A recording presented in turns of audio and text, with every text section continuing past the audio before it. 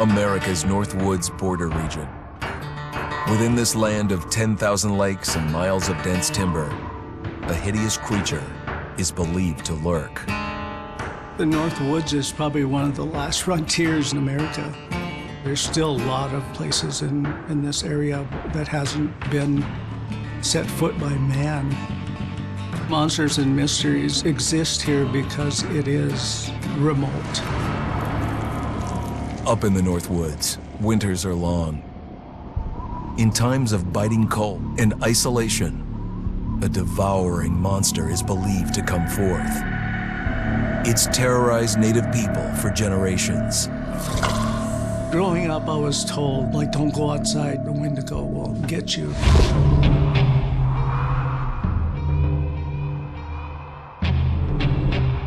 Among the traditions of the northern Algonquin tribes is the Wendigo, a monster that can seize hold of a person to carry out its hunger for human flesh. Many Native Americans fear even talking about this Wendigo, and even the mention of the name will let the Wendigo find out where you are, and it will open you up to be possessed by this Wendigo.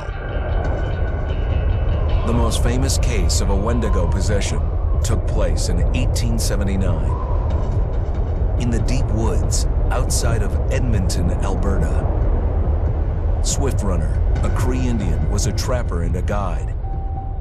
He had left town the previous autumn with his wife, 6 children, and his mother. But when Swift Runner returned in spring, he was alone.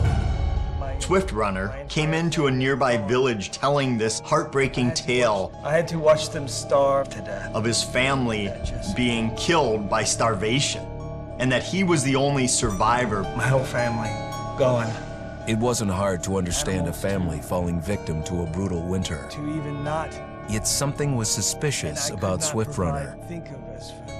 He was a strapping man, and he came into town weighing over 200 pounds. It didn't look like somebody who had just weathered a terrible winter. He wasn't malnourished, didn't look like he was starving. He looked healthier than ever.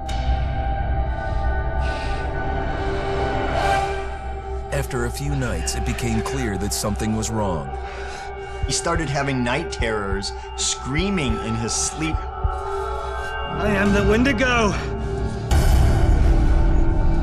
Villagers alerted the police. Swift Runner actually guided them back to his winter cabin. When they got there, that's when they saw the true horror.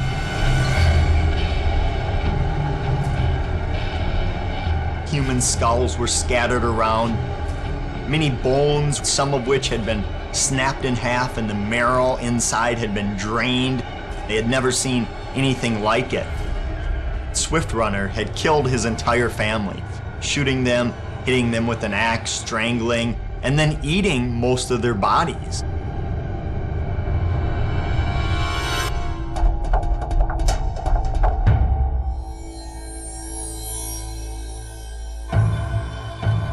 Right up until the moment the noose was on his neck, Swift Runner swore the evil spirit of the Wendigo had possessed him and twisted him into a cannibal killer. When he was on the gallows, Swift Runner himself said, "I am no longer a man.